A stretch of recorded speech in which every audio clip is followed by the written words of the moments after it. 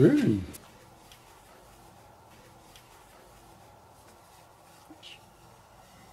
Guten Morgen. Vor kurzer Zeit sind wir hier schon mal gewesen. Hier ist das Dorf Thür in der Eifel. Hier werden wir heute zusammen mit Andrea kochen. Wir machen eine kurze Fahrt durch das Dorf, um es kennenzulernen. Und in wenigen Augenblicken werden wir das Haus von Andrea und Dirk erreichen. Andrea und Dirk haben sich vor vielen Jahren in Griechenland verliebt und ganz besonders in die Insel Kreta. Sie mögen dort die Menschen, die Landschaft und das mediterrane Essen. So werden wir heute mit Andrea zusammen ein Rezept zubereiten, das sie aus Kreta und der Gegend von Chania mitgebracht hat.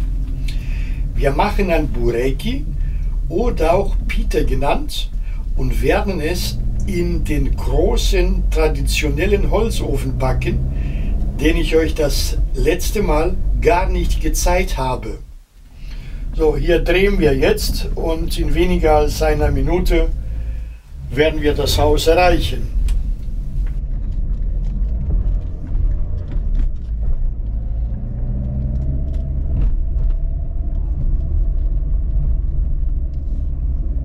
Das ist die katholische Kirche des Ortes.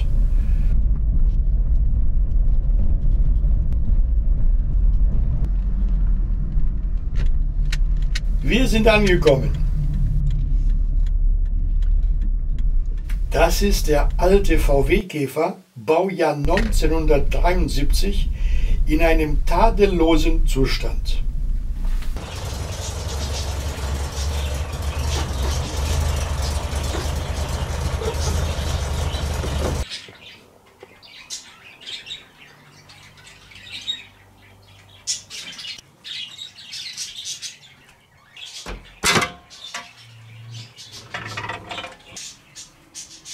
Der Ofen muss erstmal aufgeheizt werden. Aus dem Grunde machen wir das als erstes, bevor wir mit den anderen Dingen beginnen.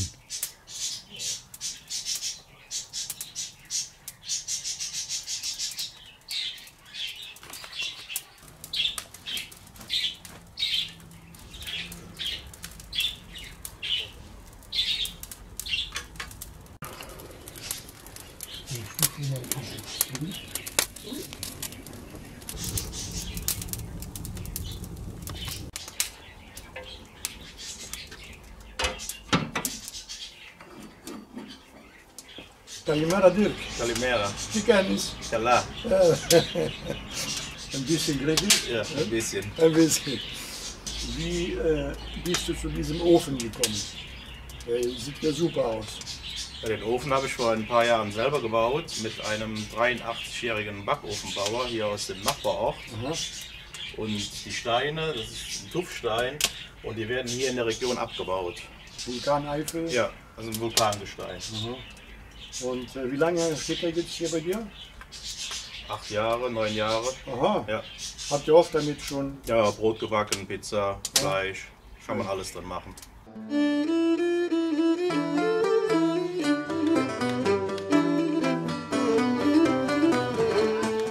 Das hier ist eine Backstube aus den 50er Jahren mit allem, was dazugehört. Backstube, aber auch Konditorei. Sämtliche Maschinen stammen aus den 50ern und als diese Bäckerei, Konditorei aufgegeben hat, hat Dirk alles aufgesammelt und es hier bei sich aufgebaut. An dieser Stelle werden wir heute auch unser Boureki aus Chania zubereiten, aber in dem Holzofen backen. Da sind wir schon wieder. Da sind wir schon wieder, genau. Frisch aus Kreta zurück. Wie war es auf Kreta? Traumhaft schön. Ich musste leider wieder zurück. Alles Gute hat immer ein schnelles Ende. Leider. Andrea, du hattest auf deinen Urlaub ein ganz besonderes Erlebnis, eine ganz tolle Begegnung. Erzähl uns was davon. Ja, auf der Suche nach schönen Erlebnissen auf Kreta und die kretische Küche halt kennenzulernen, bin ich auf Nektaria gestoßen. Und, Nektaria, müssen wir jetzt mal hinzufügen, ja, ist eine griechische kretische Köchin, die im Fernsehköchin. Genau, ja. Und ja, wir hatten ein schönes Treffen. Ich hatte die Möglichkeit, mit ihr den ganzen Vormittag zu kochen. Wir haben viel gesprochen, viel gelacht, viel getrunken und natürlich auch viel Essen produziert. Also es war ein Traum, einfach mal zu sehen auf der Insel mit einem super Ausblick. Ihr wart in ihrem Dorf, ne? Ja, wir waren in Kavosi und da gibt es auch eine schöne Geschichte dazu. Sie hat mir alles erzählt. Wir haben eigentlich beiläufig gekocht, mehr haben wir uns unterhalten und sie hat mir ihre Geschichte erzählt. Eine ganz, ganz tolle Frau. Ja, also war schon ein schönes Ich kenne sie nicht persönlich, ich kenne nur ihre Videos, aber die Frau hat eine ganz tolle Ausstrahlung. Wahnsinn. Für mich. Und ich möchte sie an dieser Stelle auch grüßen, unbekannterweise. Yasu Nektaria. Möchtest du auch Nektaria grüßen? Ja, Yasu. Wie bist du nochmal auf dieses Rezept draufgekommen, Andrea? Da du dich angemeldet hast, nochmal zum Kochen, haben wir uns ein schönes Rezept ausgesucht von der Nektaria. Ich habe sie gefragt und dann hat sie uns das nochmal zur Verfügung gestellt und hat gesagt, das können wir gerne nachkochen. Und wir würden heute das Rezept einmal von ihr einfach umwandeln. Dann legen wir los. Wir geben alle Flüssigkeiten in eine Schüssel. Olivenöl, Araki, Zitronensaft und eine Prise Salz. Du hast mir erzählt, das Salz hat Nektarias Vater selber gesammelt. Sie hat es mir mitgegeben als kleines Das sind so richtige hier Meersalzflocken. Meersalzflocken. Ja. Jetzt geben wir nach und nach das Mehl hinein und fangen an zu kneten.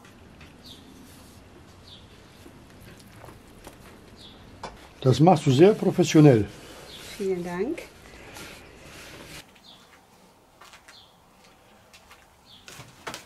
Machst du jetzt auf der Bank weiter? Ja.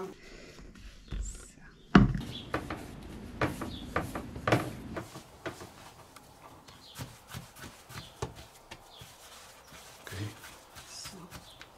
Dann decken wir ihn zu und lassen ihn mindestens für eine halbe Stunde ruhen.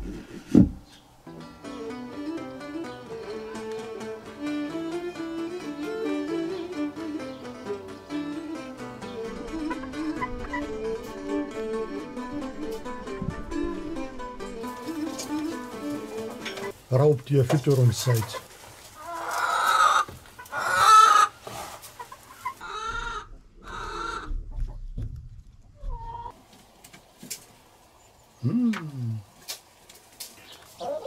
Die Eier sind noch warm.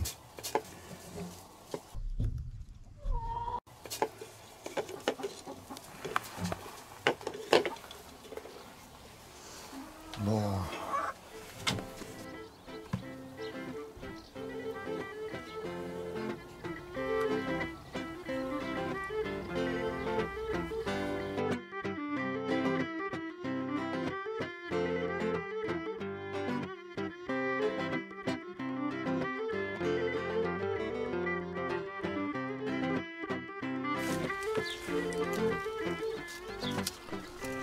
Das sind aber tolle gelbe Zucchini.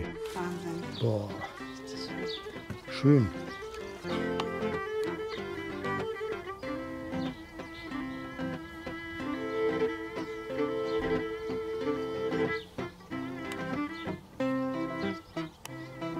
Das sind die Zutaten für die Füllung, ne? Sehen gut aus.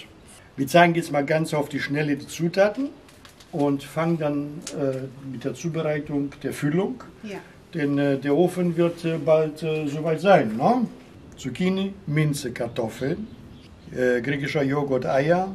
Das ist Xinomysithra, auch eine Frischkäseart, aber die ist schon gesalzen und etwas säuerlich. Graviera-Käse Anthotiro, Mehl, Olivenöl und Sesam zum Bestreuen. Das sind zwei kretische Käsesorten. Der Graviera ist hier auch überall zu finden. Anthotiro, das ist so ein Frischkäse, etwas älterer Ricotta, ne, würde ich sagen. Dieser Graviera ist aus Schafs- und Ziegenmilch. Ich glaube, das griechische Wort Malaka ist auch im Deutschen sehr weit verbreitet. Aber es hat jetzt hier mit überhaupt nichts zu tun. Dieser Käse wird so auf Kreta bezeichnet. Es ist ein Frischkäse, es ist die Vorstufe von Graviera-Käse. Lässt man ihn jetzt richtig reifen, dann haben wir hier diesen Käse. Wird aber sehr gerne als junger Käse zu Füllungen genommen. Und da ich etwas davon bekommen habe, selbstverständlich kommt er da rein. Kartoffeln und Zucchini werden gehobelt.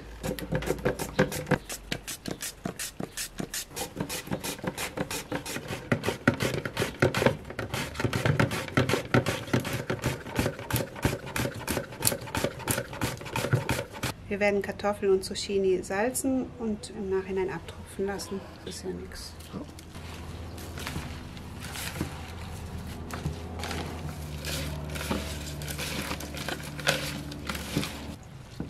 So, lassen wir sich jetzt eine Weile abtropfen.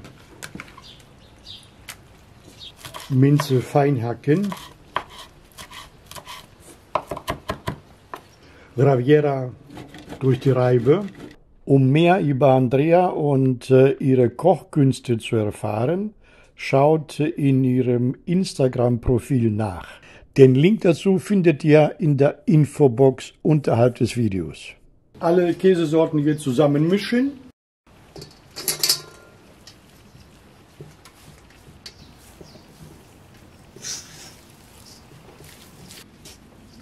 Auch die gehackte Minze untermischen.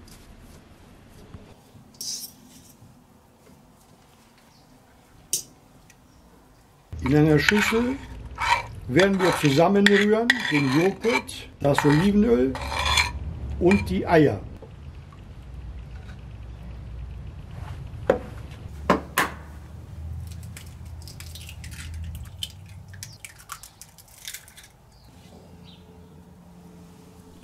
Salzen und pfeffern. Alles gut zusammenrühren.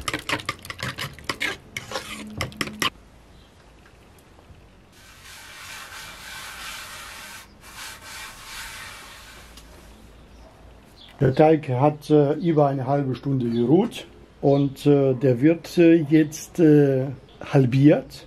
Das eine Stück wird etwas kleiner.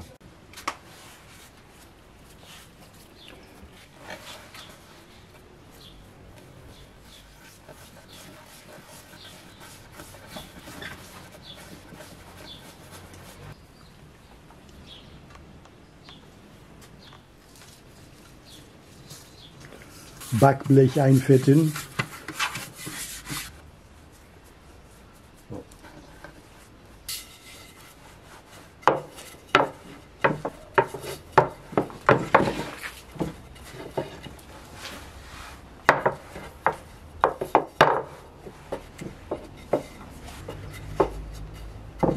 Wir werden erst das größere Stück Teig öffnen, das nach unten kommt auf dem Backblech.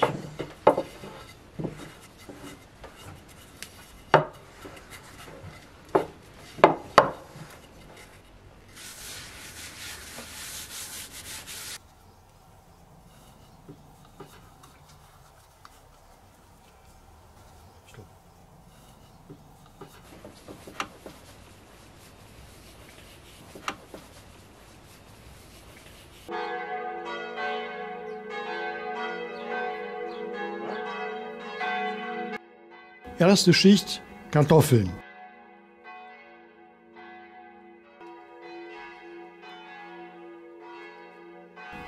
Darauf etwas Mehl. Das Mehl entzieht den Kartoffeln die Flüssigkeit. Als nächstes kommt eine Schicht von der Käsemischung.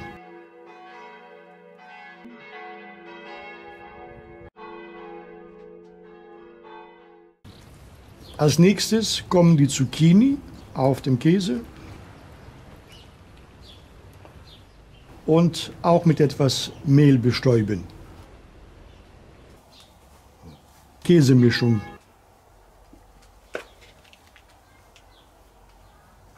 Kartoffeln.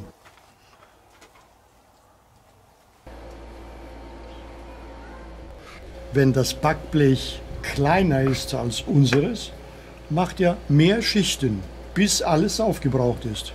Wieder etwas Mehl auf die Zucchini und jetzt den restlichen Käse oben drauf. Und jetzt noch die leckere Joghurt-Ei-Mischung drüber gießen.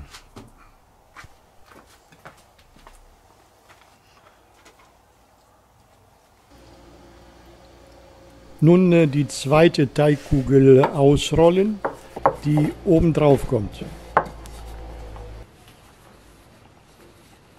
Einfach mittig. Wunderbar. Sehr schön.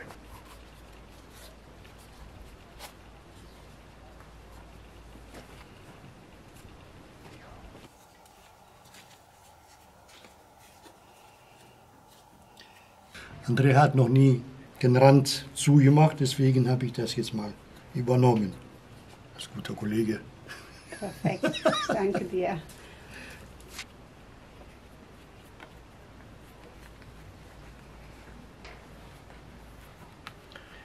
Wie Stickerei. Wir beträufeln die Oberfläche mit Olivenöl. Schön verteilen.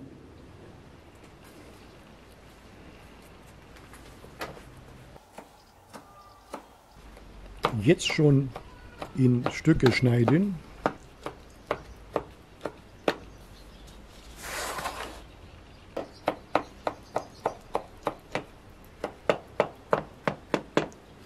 Und mit reichlich Sesam bestreuen.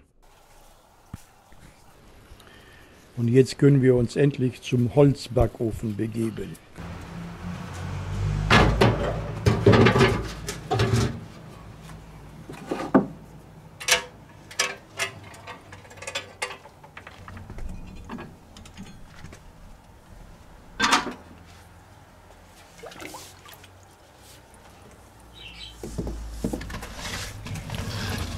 Dirk zieht schon mal die Glut raus.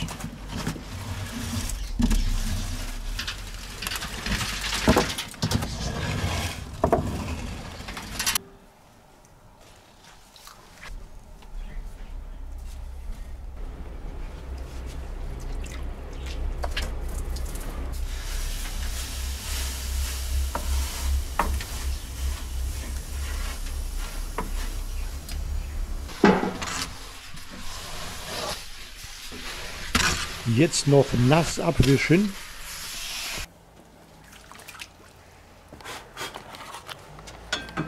Die Temperatur des Ofens an den unteren Steinen.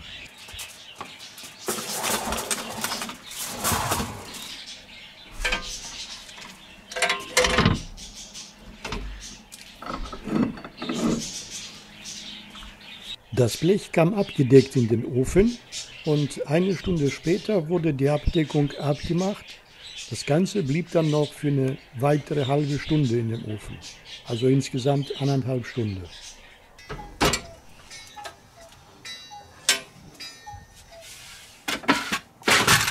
Moment, Andrea. Oh, ich muss ein bisschen näher kommen. Warte mal.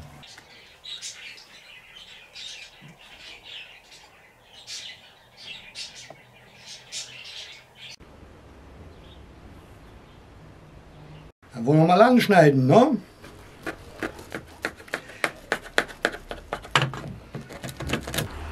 Unser Bureki hat 15 Minuten lang geruht.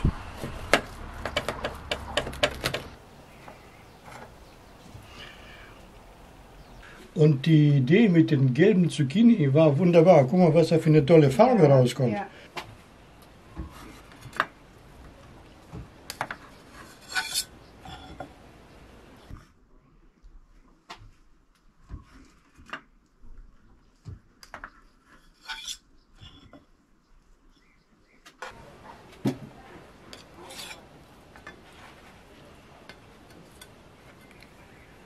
Das ist doch eine Pita.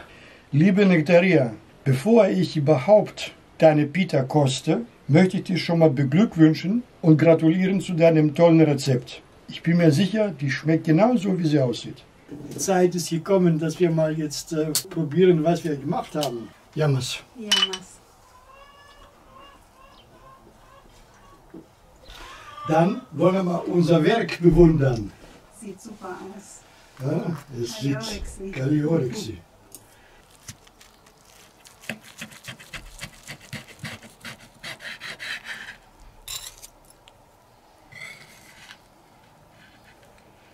Auch von unten eine tolle Farbe. Oben und unten gleichmäßig.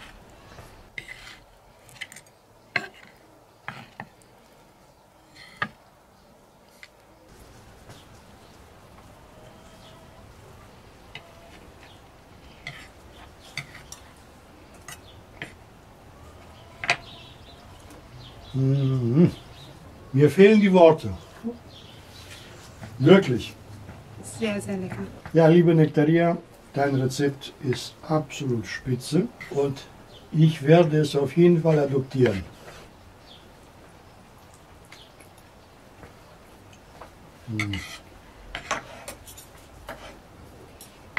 Herrlich.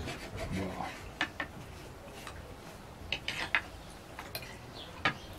An dieser Stelle möchten wir uns von euch verabschieden. Lasst es euch gut gehen. Bis zum nächsten Mal. Tschüss. Tschüss. Γεια σας. Γεια σας.